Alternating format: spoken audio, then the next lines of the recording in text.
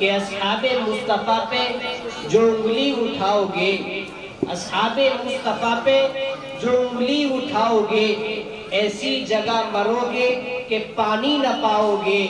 اصحاب مصطفیٰ سے محبت ہے لازمی، انکار اگر کرو گے جہنم میں جاؤ گے۔ سامعین باتمکین، خطابت کے بعد میں خطابت کے لیے دعوت سخن دے رہا ہوں۔ عزیزم عبدالاحد بن انور علی متعلم مدرسہ حاضہ وہ آئے اور اپنی خطابت کو پیش کرے سامعین کے سامنے۔ الحمد لله الذي هدانا لهذا لنهتدي لولا أن هدانا الله، والصلاة والسلام على رسوله المصطفى وعلى آله وأصحابه المجتبى، أما بعد، فقد قال النبي صلى الله عليه وسلم: كل بدعة ضلالة وكل ضلالة في النار، صدق الله العلي العظيم۔ اسٹیج پر رونق افروز محترم بزرگوں، دوستوں اور دینی بھائیوں اور پردے کے اندر سماعت فرمانے والی میری اسلامی ماؤں اور بہنوں، میری تقریر کا موضوع سخن سنت و بدعت ہے۔ اللہ تعالیٰ نے ہمیں اسلام کی شکل میں ایک خوبصورت دین عطا کیا ہے جسے اپنے آخری پیغمبر حضرت محمد مصطفیٰ صلی اللہ علیہ وسلم کے ذریعے کامل و مکمل فرما دیا ہے۔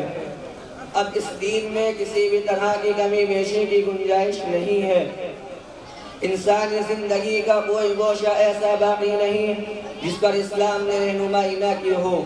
میں نہیں کہتا، اللہ کا قرآن کہتا ہے: اليوم اکملت لکم دینکم واتممت علیکم نعمتی ورضیت لکم الاسلام دینا۔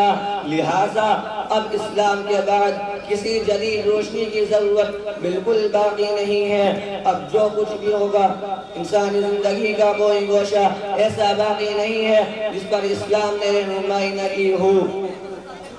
حضور اکرم صلی اللہ علیہ وسلم نے ارشاد فرمایا،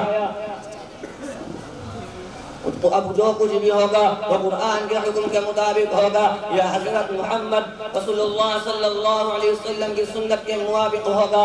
قرآن کریم نے جگہ جگہ سنت پر چلنے اور حضرت صلی اللہ علیہ وسلم کی اتباع کا حکم دیا ہے۔ حضور کی پیروی کے برخلاف جو عمل بھی ہوگا وہ باطل و مردود ہوگا۔ یہی وجہ ہے کہ ہر وہ کام جو شریعت میں نہیں ہے مگر کوئی اسے شریعت بتلاتا ہے یا اس کام کو دین سمجھ کر کرتا ہے، وہ بدعت ہے، وہ گمراہی ہے، وہ دین سے بغاوت ہے، وہ سنت رسول کی مخالفت ہے جسے ہرگز اسلام کے اندر قبول نہیں کیا جا سکتا۔ حضرات گرامی، قرآن کریم سنت کی اتباع کرنے پر زور دیتے ہوئے کہتا ہے: قُلْ إِن كُنتُمْ تُحِبُّونَ اللَّهَ فَاتَّبِعُونِي يُحْبِبْكُمُ اللَّهُ۔ اے نبی، آپ کہہ دیجئے کہ اگر تم اللہ سے محبت کرنا چاہتے ہو تو میری اتباع کرو، اللہ تعالیٰ تم سے محبت کرنے لگے گا اور تمہارے گناہ معاف کر دے گا۔ ایک جگہ فرمایا: وَأَطِيعُوا اللَّهَ وَأَطِيعُوا الرَّسُولَ، اللہ کی اطاعت کرو اور اس کے رسول کی اطاعت کرو۔ نیز آپ صلی اللہ علیہ وسلم کا ارشاد گرامی ہے: ترکت فیکم امرین لا تضلوا ما تمسکتم بہما، کتاب اللہ و سنت رسولی۔ میں نے تمہارے درمیان دو چیزیں چھوڑی ہیں، جب تک تم ان کو مضبوطی سے تھامے رکھو گے کبھی گمراہ نہیں ہوگے۔ ایک کتاب اللہ یعنی قرآن مجید اور دوسری میری سنت ہے۔ ایک حدیث میں سنت پر چلنے کا ثواب ذکر فرماتے ہوئے آپ نے فرمایا: ما تمسک بسنتی عند قصار امتی فلہ اجر مئۃ شہید۔ جو شخص بھی میری امت کے بگاڑ کے وقت میری سنت کو مضبوطی سے تھامے رکھے گا تو اس کے لیے 100 شہیدوں کا ثواب ہے۔ حضرات، اس کے برخلاف جب کوئی قوم سنت کے بجائے بدعت کو اختیار کرتی ہے، حضور کے طریقے کے مقابلے کوئی نیا طریقہ ایجاد کرتی ہے، تو اللہ تعالیٰ اس قوم سے ہمیشہ کے لیے سنت کی برکت کو اٹھا لیتے ہیں۔ حضور اکرم صلی اللہ علیہ وسلم نے ارشاد فرمایا مبتدع قوم بدعة في دينهم الا نزع الله من سنتهم مثلها ثم لا يعيدها اليهم الى يوم القيامة. یعنی جب کوئی اپنے دین میں کوئی نئی بات پیدا کرتا ہے تو اسی جیسے ایک سنت کو اللہ تعالیٰ اٹھا لیتا ہے جو قیامت تک واپس نہیں ہوتی.